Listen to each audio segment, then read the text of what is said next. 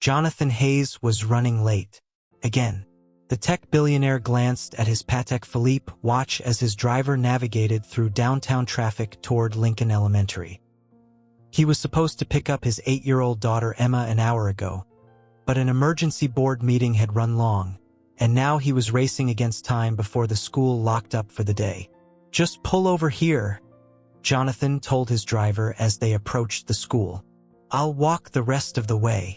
Lincoln Elementary wasn't the elite private school that Jonathan's wealth could have afforded.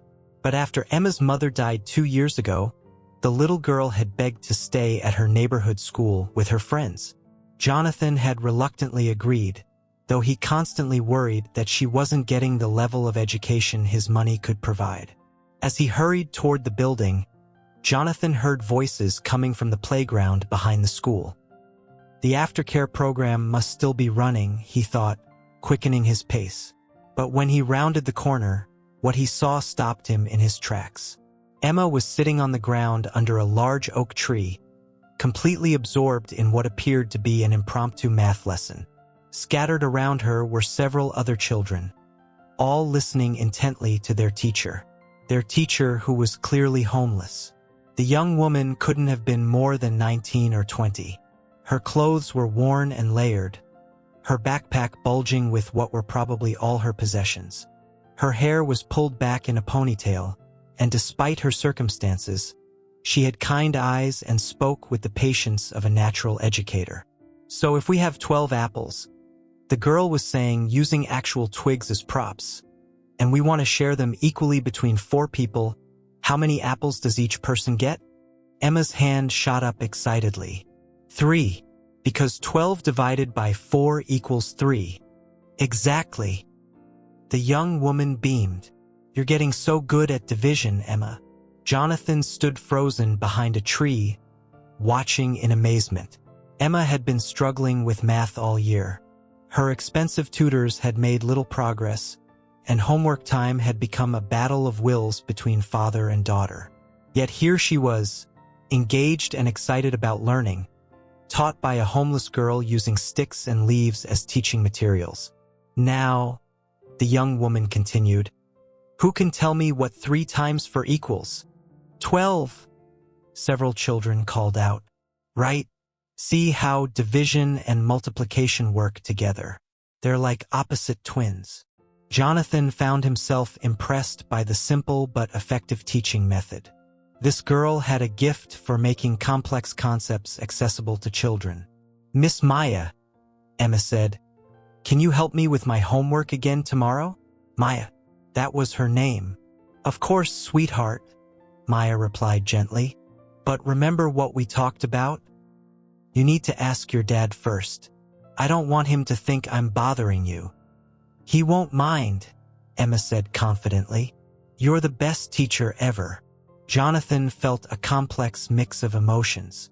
Pride in his daughter's affection for this young woman, curiosity about how this situation had developed, and, if he was honest, a twinge of jealousy that a stranger had connected with Emma in ways he'd been struggling to achieve.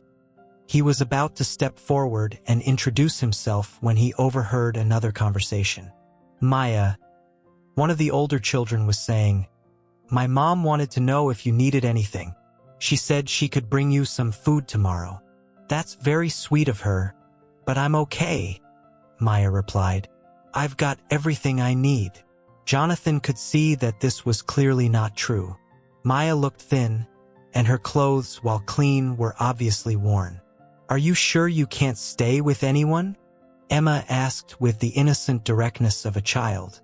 "It's getting cold at night." Maya's smile faltered slightly. "I'm fine, Emma. I like the outdoors. It's like camping every night." She was trying to make homelessness sound like an adventure to avoid worrying the children. Jonathan found himself both moved by her consideration and appalled by her situation. "Besides," Maya continued, brightening, "staying outside means I get to see the sunrise every morning. And I've been reading this amazing book about stars. Did you know that the North Star isn't actually the brightest star in the sky?" For the next 20 minutes, Jonathan listened as Maya wove together lessons in astronomy, storytelling, and basic math. She answered the children's questions with knowledge that surprised him, referenced books he recognized as college-level texts, and demonstrated a natural understanding of child psychology. Who was this young woman? Eventually, parents began arriving to collect their children. Maya helped each child gather their belongings and reminded them about homework assignments with the care of someone who genuinely invested in their success. When it was just Emma and Maya left, Jonathan finally stepped forward. "Emma?"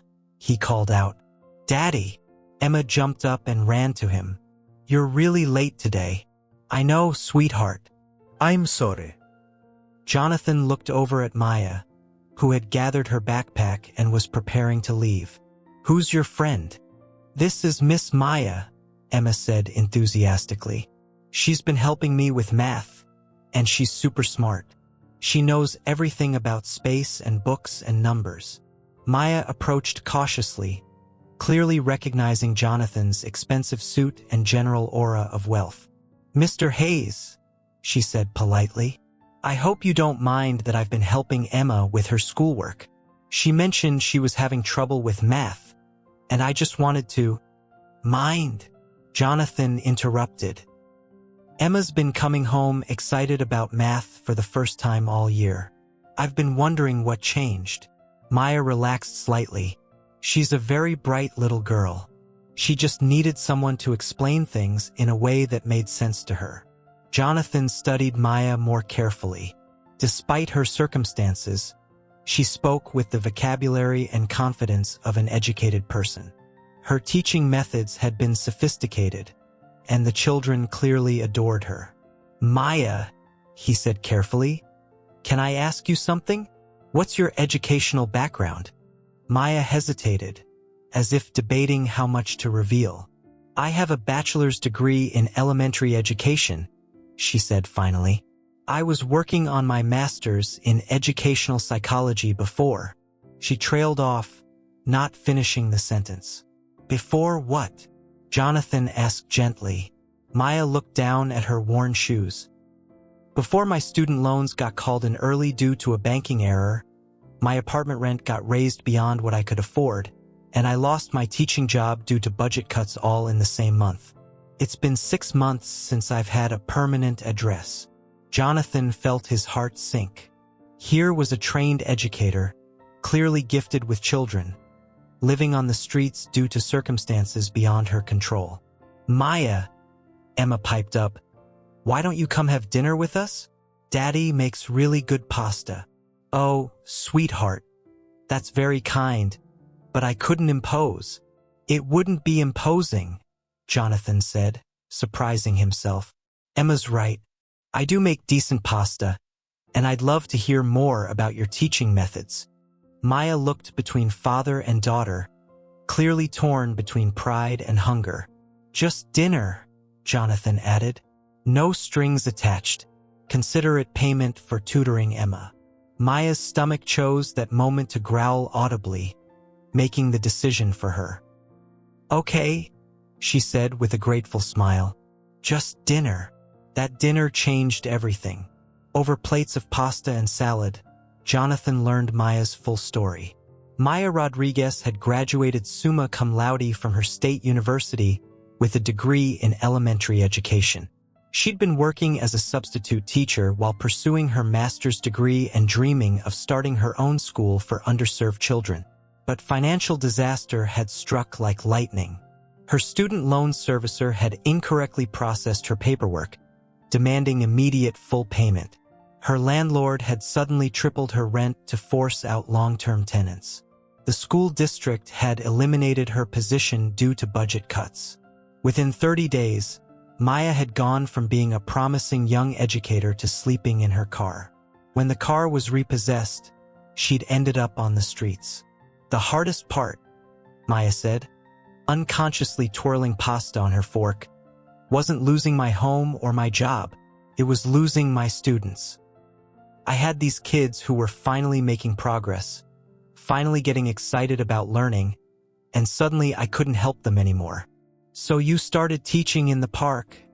Emma said matter-of-factly. So I started teaching in the park, Maya confirmed with a smile. If I couldn't have a classroom, I'd make the whole world my classroom. Jonathan was quiet throughout most of the meal, absorbing Maya's story and watching how she interacted with Emma. The bond between them was obvious and genuine. Emma was more animated and engaged than she'd been since her mother's death. After dinner, as Maya prepared to leave, Jonathan made a decision that would shock everyone who knew him. Maya, he said, I have a proposition for you.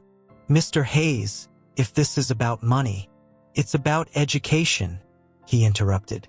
Emma's education specifically, but not just Emma's. Maya waited, curious. I want to hire you, Jonathan said. Not as a nanny or a tutor, but as a teacher. I want you to start a school. Maya stared at him. I'm sorry, what? Emma loves traditional public school, so I'm not going to take her out.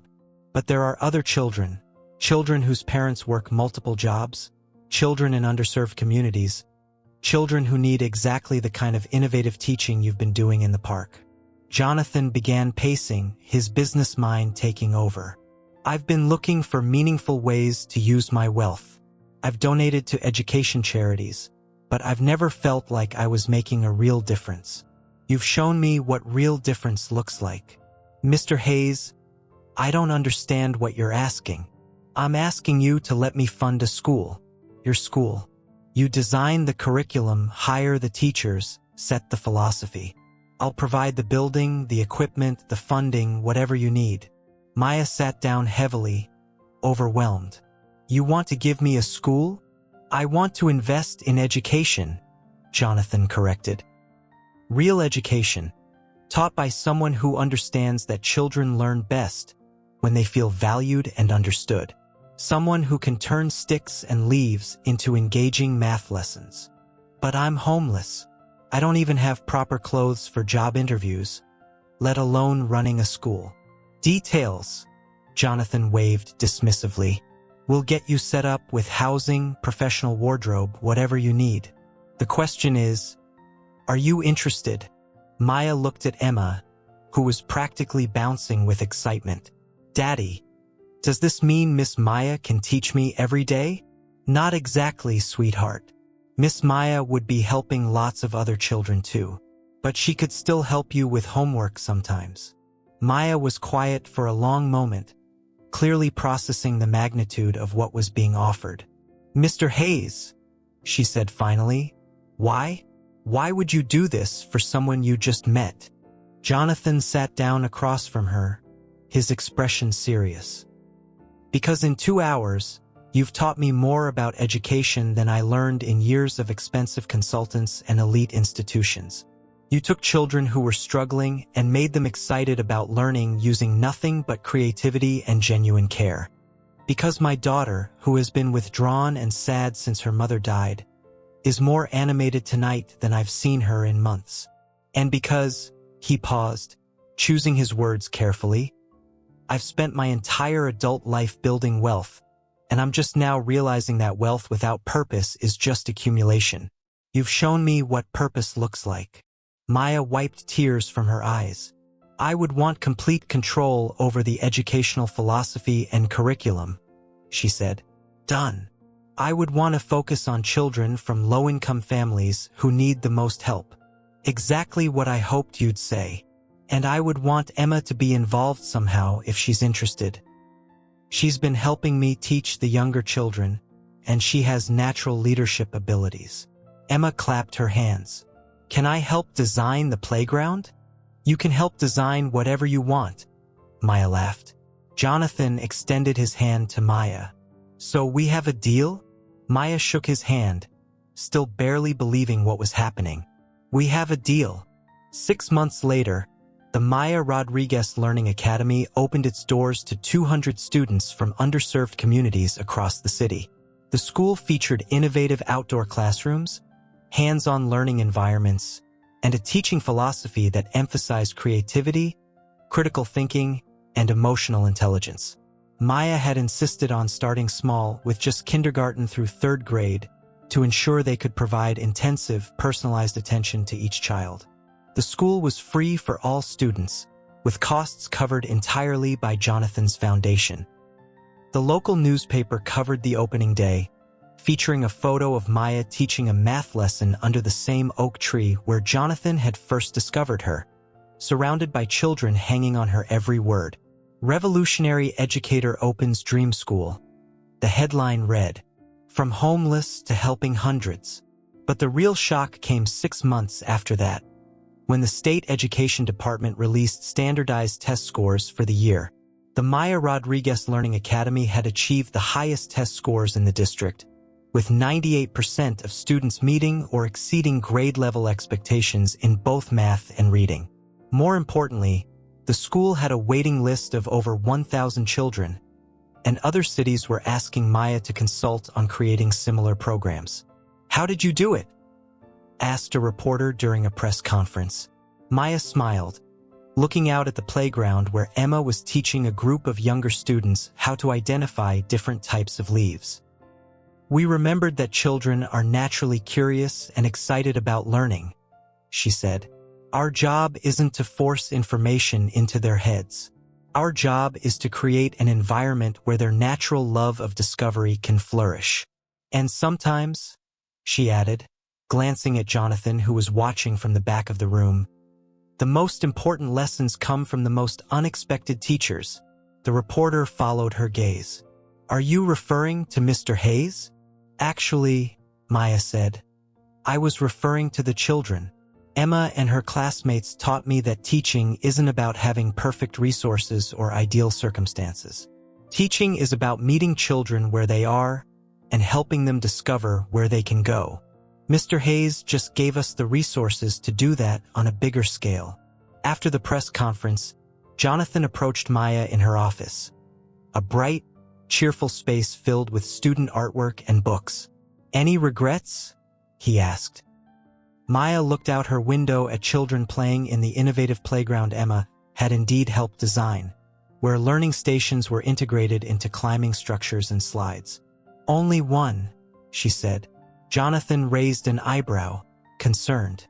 "I regret that it took me becoming homeless to realize that the best classroom isn't a building or a set of materials. The best classroom is anywhere a caring adult meets a curious child and magic happens." Jonathan smiled. "Well, now you're helping other teachers learn that same lesson." "We're helping other teachers learn that same lesson," Maya corrected. "Emma's been giving presentations to education conferences about student-led learning. Did you know she wants to be a teacher when she grows up?" "I didn't know that. She says she wants to help kids the way I helped her. The way her mom would have helped kids if she'd lived longer." Jonathan felt tears forming in his eyes. Emma rarely talked about her mother, and he'd worried that she was forgetting her. "She talks about her mom?" "All the time. She says her mom told her that the most important thing in life is to help people who need help. She says that's why you started the school, because it's what her mom would have wanted." Jonathan had to sit down. He'd started the school because he'd been impressed by Maya's teaching and moved by her story. But Emma was right. Sarah would have wanted him to use his wealth to help children, especially children who needed advocates. "Maya," he said quietly, "thank you for teaching Emma, for teaching me, for showing us both what really matters. Thank you for seeing potential in a homeless girl teaching math with sticks," Maya replied. "And thank you for trusting me with something as important as children's futures." 5 years later, there were 12 Maya Rodriguez Learning Academies across 3 states. Maya had completed her master's degree in educational psychology and was pursuing her doctorate while running the flagship school. Emma, now 13, was student council president at her middle school and spent her summers working as a junior counselor at the academy's summer camp. And Jonathan had discovered that the best investment he'd ever made wasn't in technology or real estate. It was in a homeless young woman who had taught him that the most valuable education happens when someone believes in your potential and gives you the opportunity to prove them right. The plaque outside the original Maya Rodriguez Learning Academy read, "Where every child is seen, heard, and believed in, but Maya had insisted on adding a smaller plaque beside it. Dedicated to Emma Hayes, who taught me that learning happens best when students become teachers, teachers become students, and everyone remembers that we're all just walking each other home. Sometimes the person who needs rescue ends up being the one who does the rescuing. Sometimes the teacher is the one who thought they had nothing left to give. And sometimes a billionaire's greatest achievement isn't the empire he builds, but the school he helps a homeless girl create with nothing but wisdom, compassion, and the unshakable belief that every child deserves a chance to shine. What did you think of Maya's incredible journey? Have you ever encountered someone whose circumstances didn't match their potential? Share your thoughts about how we can better support talented individuals facing difficult situations. And if this story inspired you, please share it with others who believe in the power of education to change lives.